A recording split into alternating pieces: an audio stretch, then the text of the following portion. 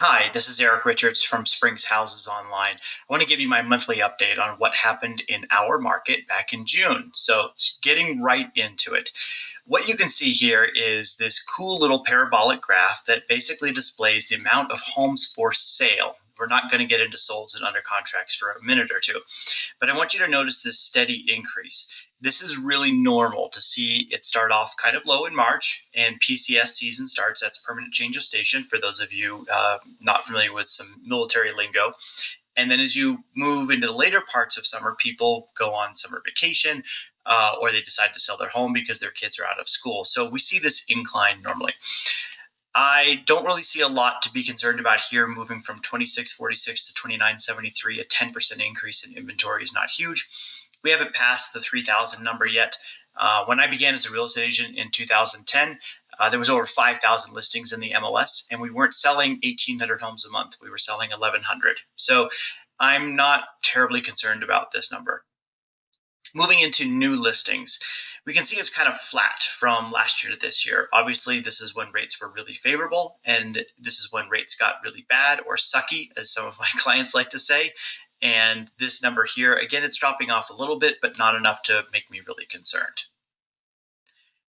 Under contracts, this is the canary in the coal mine. Buyers that are willing to put homes under contract speaks volumes about the strength of the market.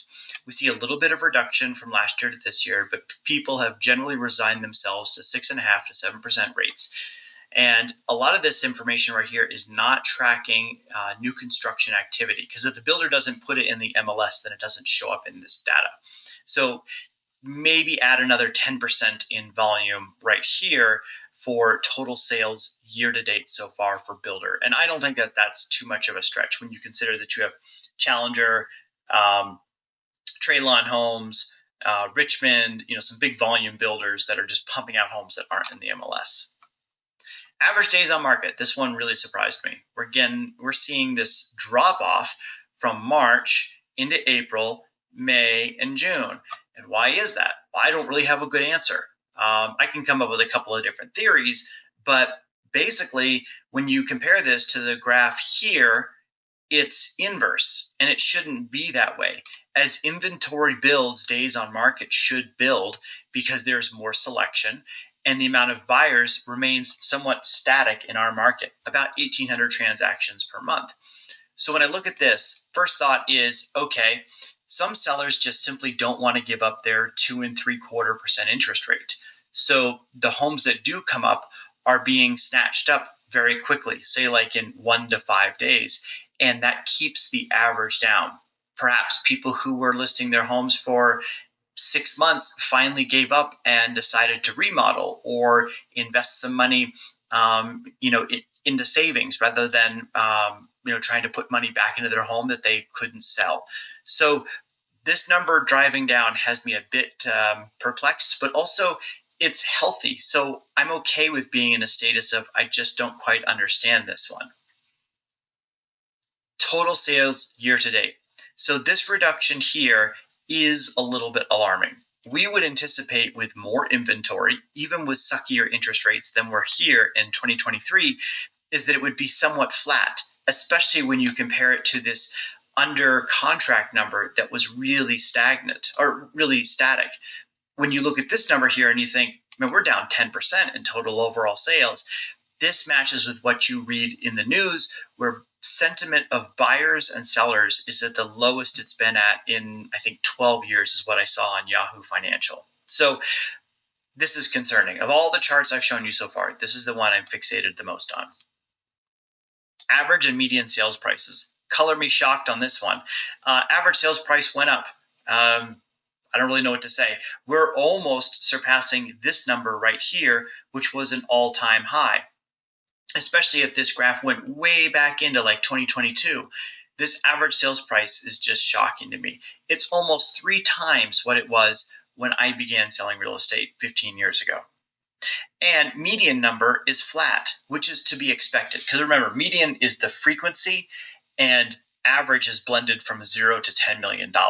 So in the median world, to have it be consistent from one month to the next tells me that there were just a lot of sales at that sub 500 level that just kept the number averaged from the higher number down, and there just were a lot of sales between 475 and say 525, and that's how they came up with the median number. Last chart, this one surprised me also.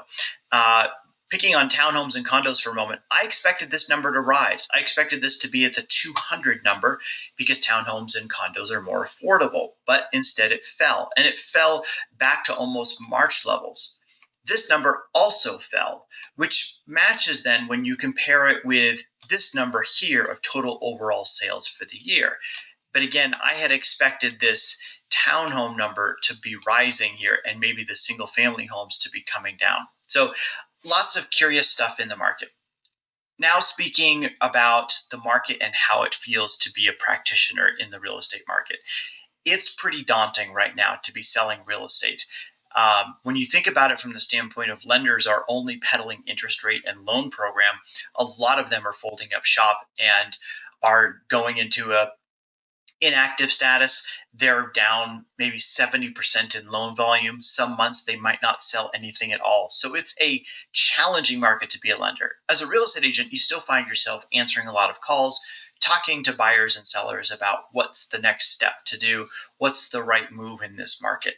And all I can say is that if you have to move and you want to move, there are loan programs out there. I mean, if you think back to the video I did the other day, where I talked about some builders offering 2 and 3 and 4% interest rate programs on their homes because they're buying down the rates, then there are opportunities. But again, moving and selling and buying isn't always right for everyone at all times. And I totally respect that and get it. I'm a homeowner and a buyer and a seller all at the same time.